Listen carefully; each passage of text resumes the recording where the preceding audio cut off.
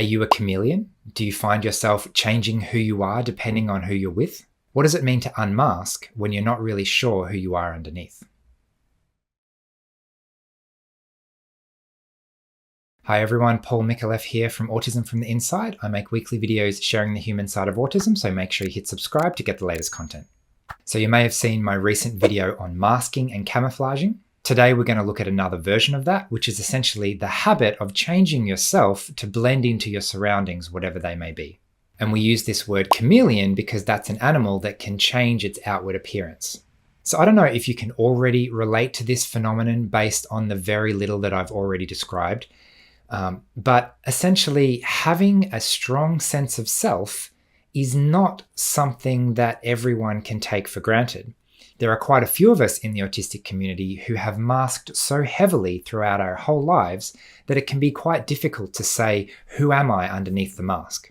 And especially if your masking strategy is one of camouflage, where you're essentially trying to blend into your situation and not draw any undue attention to yourself, then this may result in you adopting quite different personalities depending on the expectations of the group that you happen to find yourself in. And if you find yourself doing that very naturally and very instinctively, then honestly asking yourself the question, who would I be if I could choose for myself? That doesn't necessarily have a strong answer straight away.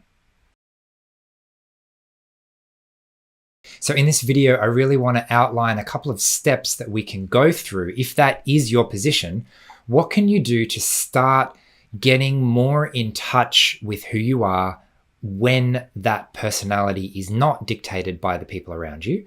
And how can you start to recognize your own preferences and your own personality completely independent of the people around you? One of my favorite examples when it comes to illustrating the challenging nature of being confronted with the question, who are you, and not being able to come up with an answer. I was on a social Zoom meeting once with a bunch of autistic people that we were organizing online.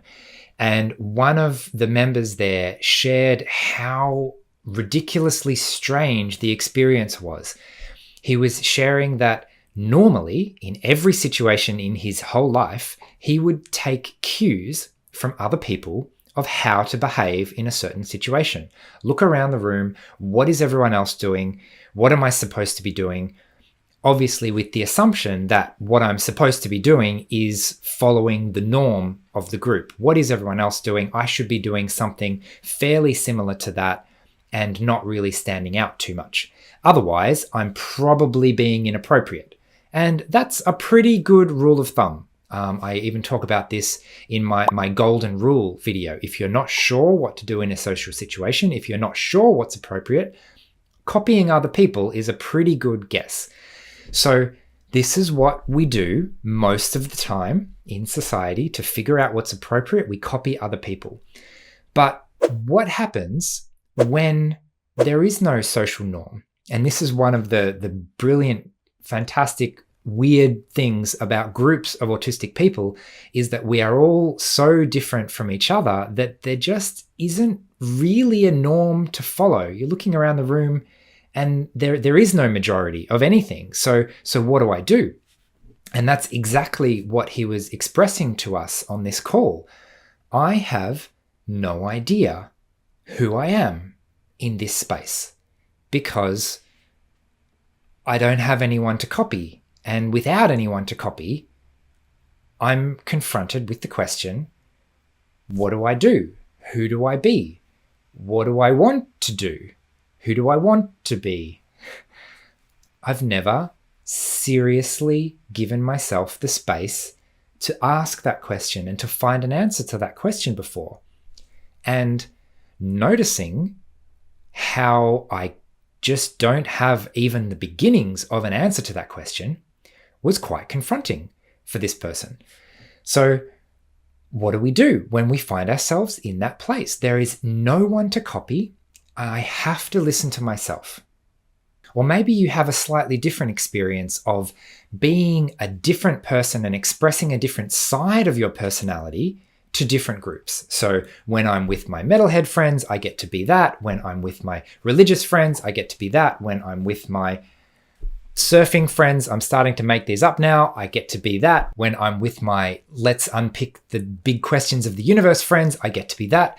And when I feel like I have so many different parts of my own personality that seem to come out only in specific situations, it's a bit of a similar question. So which one is the real me? Or are they all the real me somehow? Is there any way to integrate them all into one person? Because without an underlying or maybe overarching narrative of who am I, then it essentially means that these sides of myself, they're not integrated in any way. I've compartmentalized these friends over here with these friends over here, and this part of my life with this part, with, completely different to this other part of my life. And it means that the people I speak to at work don't know anything about my interests when I'm outside of work, and vice versa. Or maybe it's within your family and your family knows only one side of you, or a friendship group knows only one side of you. And it's very difficult to show up authentically in any space if there is an important part of yourself that you're not bringing to that space at all. Now, it's very normal to let different things show at different times, right? In different situations if it's appropriate. So obviously, if I'm at, for example, a heavy metal music festival, then I can jump up and down and bump into people, and there's a lot of behavior there that would not be appropriate in other situations. But is that camouflaging? Is that being a chameleon? Or is that letting out an authentic side of me that I don't normally have an expression for in other situations? So the real question I'm trying to ask myself here is, am I compartmentalizing my personality and shrinking it and conforming that to a group and their expectations?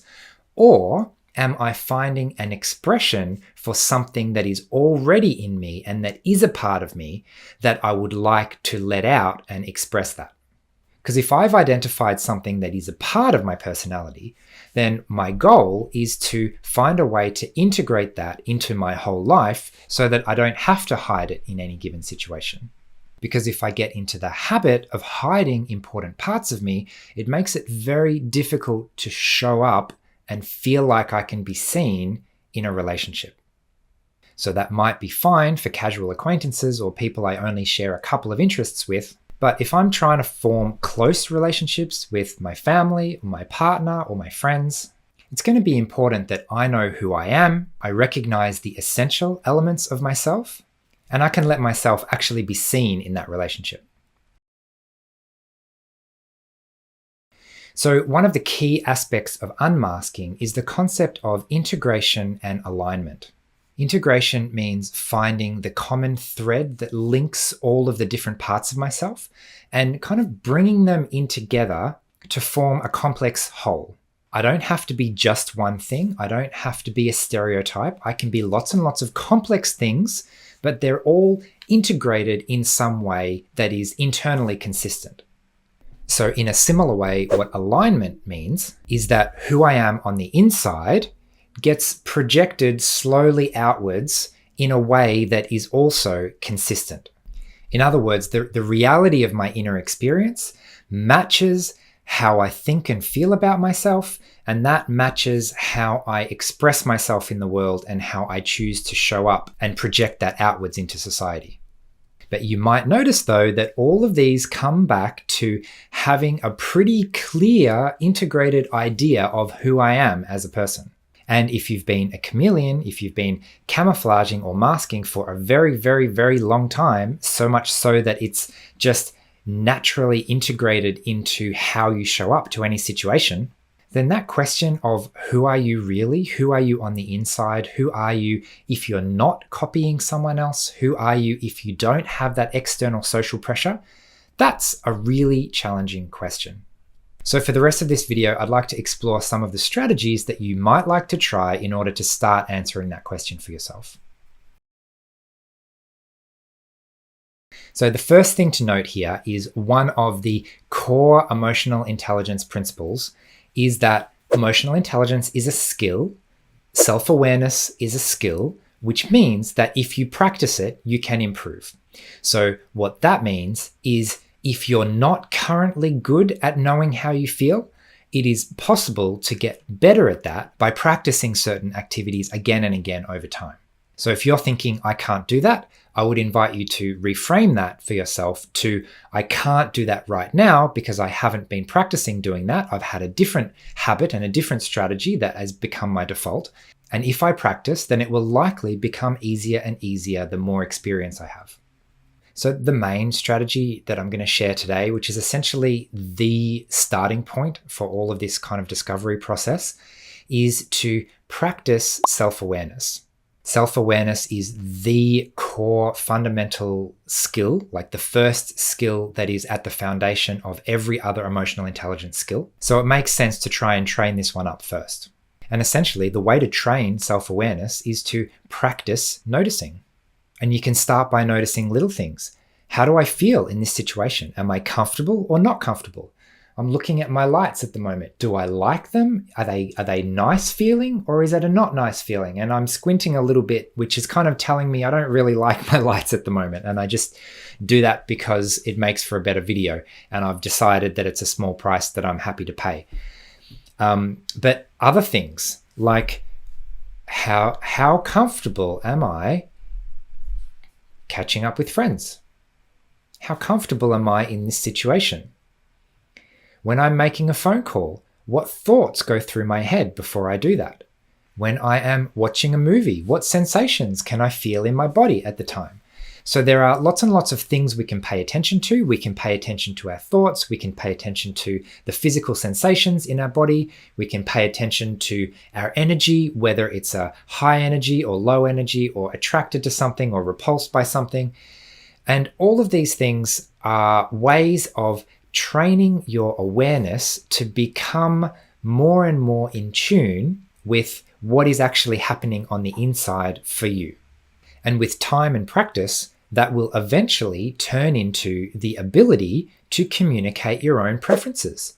So when someone asks you a challenging question like, what would you like to drink? Instead of thinking, oh my God, what's socially appropriate? What should I say here? You can check in with yourself and say, how do I feel about having a cup of tea? Do I want that or do I not want that? And then you can start to communicate your preferences to others. Eventually, when you get a better sense of your own preferences, you'll also be able to communicate your boundaries. What am I happy with in this moment? And what am I actually not happy with in this moment? Number one, self-awareness of noticing how I feel in my body. Do I feel like that's a good idea or a bad idea? Do I want to lean into that or do I want to run away from that? Number two, actually communicating my preferences. Thanks for the invitation. I think I would prefer to go home and have dinner by myself though. Level 3, communicating your boundaries. Thank you for the invitation. I'm actually going to decide to go home. I know you would really like me to stay, but I'm checking in with my body and I think I've had enough socializing for today. That's my boundary and I'm going home. Now, at the moment, that might sound all very complicated. So hopefully that progression makes some sense. If you're new to checking in with what you really want, then this might be a very challenging process in the beginning. So even if you feel like what I've described is way too complicated for where you're at right now, I just want to encourage you to remember that what is hard right now can get easier. And when you practice anything, it inevitably gets easier over time. A good analogy is like trying to learn a foreign language that just seems completely impossible in the beginning. There's just a bunch of sounds and everything is jumbled up all together. But eventually, if you hear enough of it over time, eventually you'll start to pick out words and phrases, start to remember and recognize, oh, I've heard that word before. I've heard that phrase before. Even if you have no idea what it is, you've started to become a little bit more aware and notice a little bit more detail of what you're listening to. And then slowly over time, if you learn the meaning of a handful of words and phrases that you have now been able to recognize, then there'll be more and more context for what you're hearing, and it will slowly progress from this big jumbled mess of noise that makes no sense into something that you can actually understand to some degree, and it's starting to make more and more sense. So anyway, I might leave it there for today. If you're struggling with this, I just want to reassure you that this is the kind of question that a lot of autistic people have, especially if you've been masking for a long time. probably at least half of my coaching clients are working through some version of this question in terms of figuring out who I am, who I want to be, how do I create alignment, how do I take off the mask, how do I communicate my preferences and my boundaries, and show up in the world in an authentic way that is also socially successful. So if I could leave you with one piece of advice on this, it's that practice, especially the self-awareness practices of noticing what's going on for you, are absolutely essential for every emotional intelligence skill, including taking off the mask, coming to terms with your own identity, and figuring out who you are as a person. So I hope you found this video valuable. If you're interested in improving your own emotional intelligence skills, you might like to check out my EQ 101 course. It's completely online and self-guided, so you can go through that at your own pace. I'll leave a link to that in the description. Alternatively, if you want to work one-on-one with me, I also offer life coaching, so I'll leave details of that in the description as well. So thanks for watching. I hope you found this valuable, and I will see you again next week.